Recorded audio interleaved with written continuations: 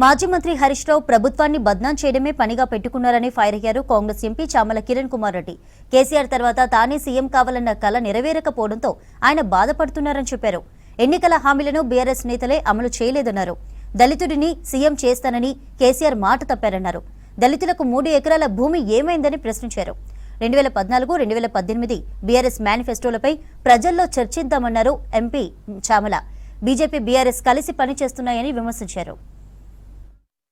హరీష్ రావు గారు ఈ మధ్యకాలంలో రోజుకొక ఎపిసోడ్ తోటి తెలంగాణ ప్రజల్ని తప్పుతో పట్టియాలని ఒక పక్కన రెవెన్యూ మినిస్టర్ గారిని, ఒకరోజు ఇరిగేషన్ మినిస్టర్ని, ఒకరోజు ఫైనాన్స్ మినిస్టర్ని ఏదో విధంగా తెలంగాణ ప్రజల ముందు ఈ రాష్ట్ర ప్రభుత్వంలో ఉన్నటువంటి మంత్రులను, ఈ రాష్ట్ర ప్రభుత్వాన్ని మొత్తంగానే బద్నాం చేయాలన్న ఒక్క ఆలోచనతోటే ఈరోజు ఆయన పనిచేస్తున్నట్టుగా తేట తెల్లమైంది.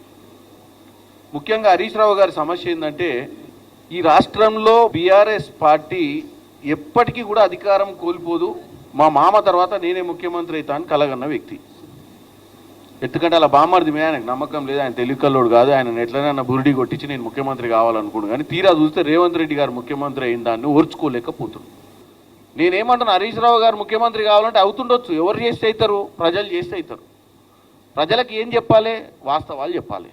2014లో ప్రజలను తప్పుతో పట్టించి ఓట్లు వేయించుకున్న పార్టీలు ఏంటి?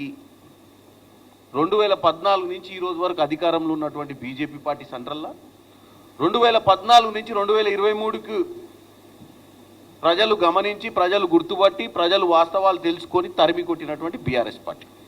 14-18లో మీరిచ్చిన మేనిఫెస్టోలో 30% కూడా చేయలే మీరు. ఎందుకంటే అప్పుడున్న కేసీఆర్కి ప్రజలకు ఇవన్నీ అవసరమారా? పైసలు ఇచ్చి కొనుక్కోవాలి, దోసుకోవాలి, దాచుకునేది తీసి కొన్ని ఇచ్చి కొనుక్కోవాలి తప్ప వీళ్ళకి ఇవన్నీ చేస్తామరా, చెప్పేది ఒకటి చేసేది ఒకటి ఉంటుంది, గిట్లా చేస్తే మనం ఏడుంటాం రా అని చెప్పి ఓవర్ కాన్ఫిడెన్స్ తోటి రెండోసారి కూడా అధికారంలోకి వచ్చారు. మరి రెండోసారి ఇచ్చినటువంటి హామీలను కూడా మీరు తుంగలోకి దొక్కిరు. రుణమాఫీ, రైతుల రుణమాఫీ అనేది మేము అధికారంలోకి వచ్చిన దాకా పెండింగ్ ఎందుకుంది? మీరు ఇచ్చిన హామీనే. ₹1,00,000 వరకు రుణమాఫీ చేస్తామని చెప్పి 2017లో చెప్పి మళ్ళీ అధికారంలోకి వచ్చారు. ముఖ్యమైన హామీ దళిత బంధు అని చెప్పి కేవలం ఉప ఎన్నికలకు వాడుకుర్రు. ఎక్కడ? హుజురాబాద్ ఉప ఎన్నికలకు, మున్గోడు ఉప ఎన్నికలకు. రాష్ట్ర వ్యాప్తంగా చేయాలన్న ఉద్దేశమే లేదు మీకు.